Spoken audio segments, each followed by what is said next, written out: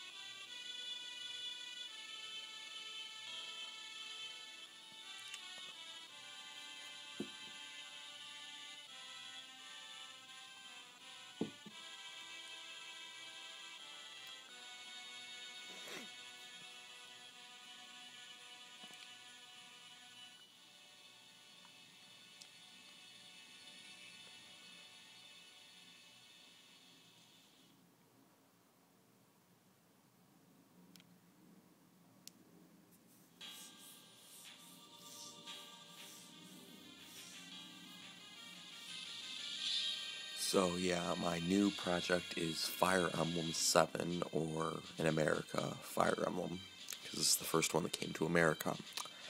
And some of you guys who haven't seen my page and my comments are probably wondering what happened to my Aria of Sorrow walkthrough, so I guess I have a lot of explaining to do. If you have not seen my YouTube channel, I lost both my file on Aria of Sorrow and some future videos that I had already made because my hard drive crashed. So I've pretty much had to stop that, and I put it on hold trying to decide what to do.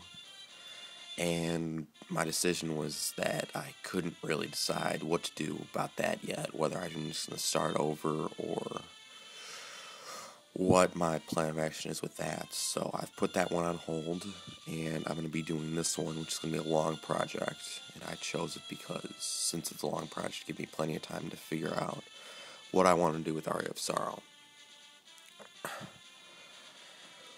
Okay, so this is going to be a very long project because it is Fire Emblem. Fire Emblem is always a long game.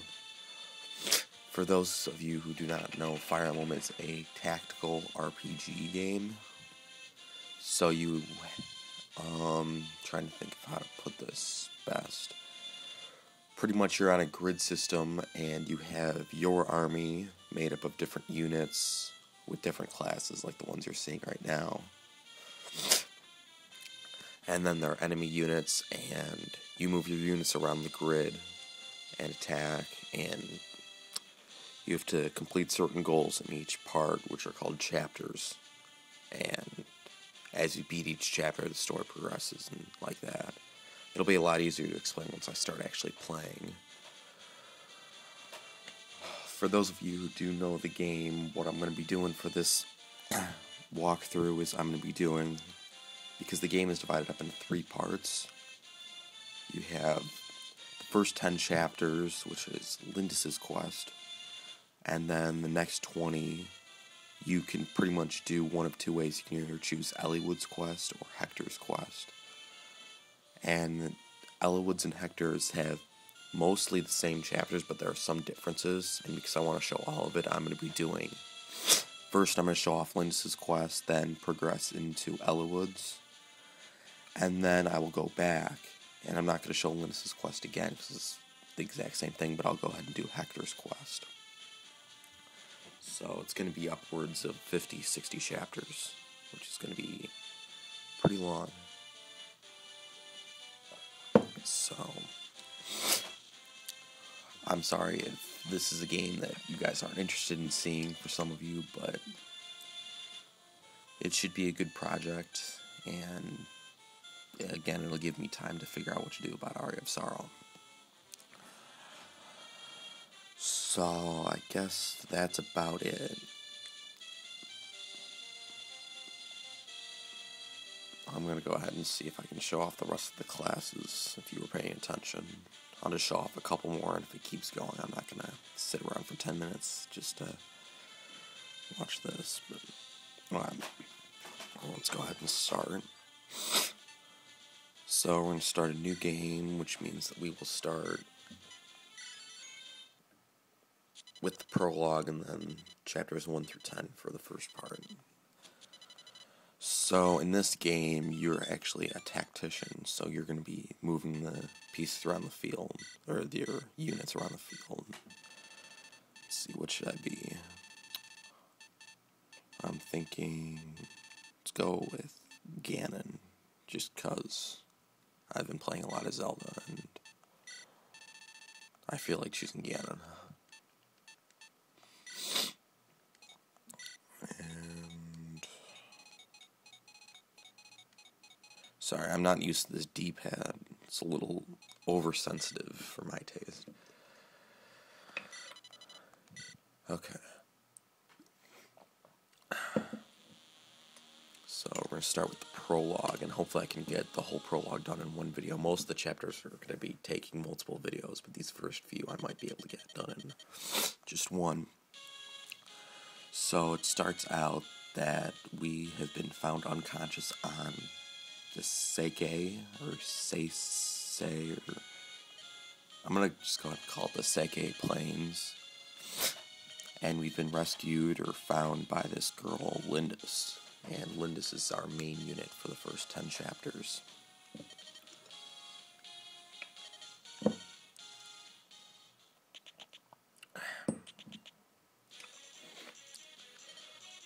But now the village has been attacked by bandits, and that is our first goal, to get rid of the bandits.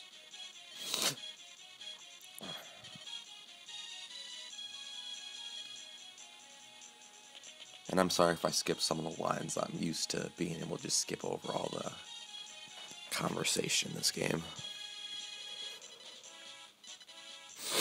So the units on our team are blue. Right now all we have is Lindis. And then the green units are units that are like neutral or can't be used to fight. And then the red units are on the other side.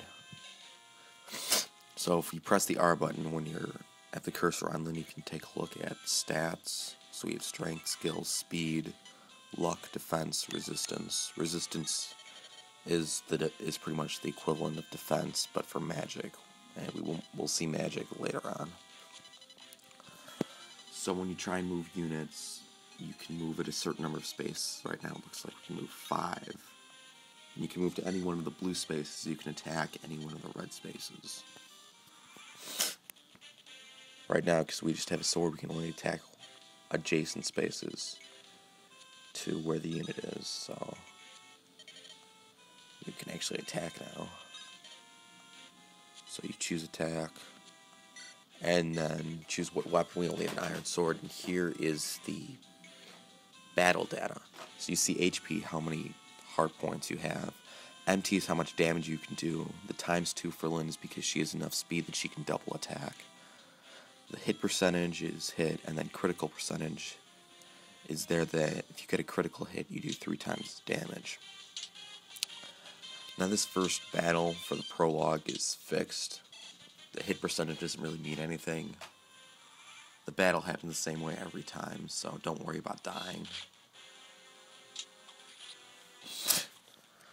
But now we kill the bandit and we get experience. When you reach 100 experience, you level up and you gain stats.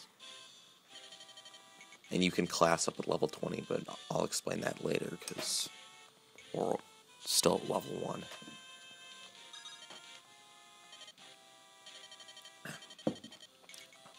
As you gain levels, you're going to gain less experience from the same enemies, so fighting a weak bandit is going to get you more experience when you're at level 1 than if you're at level 15 or something. But now we're going to heal the Vulnerary, which you can buy at shops, and it just heals 10 HP. The other way to heal is you actually use healing units, but we won't see any of them for a little while. So now we have to defeat Bada, who's the boss of this chapter.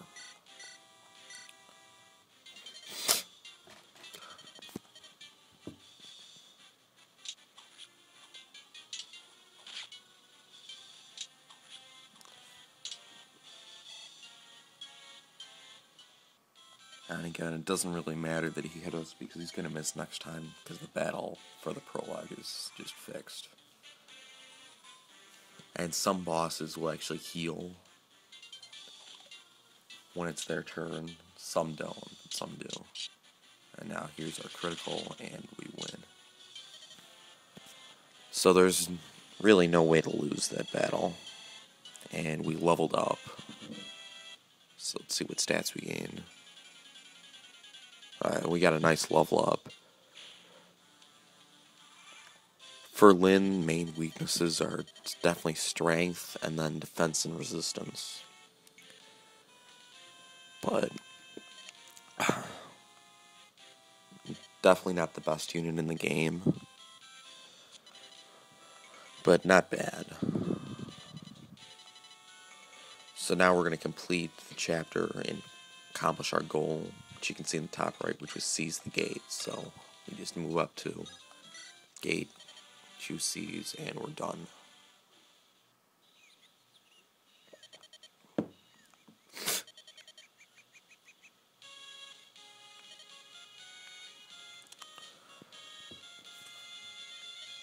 So now we're going to really get the story started because Lyn is actually going to travel with us to become a better fighter.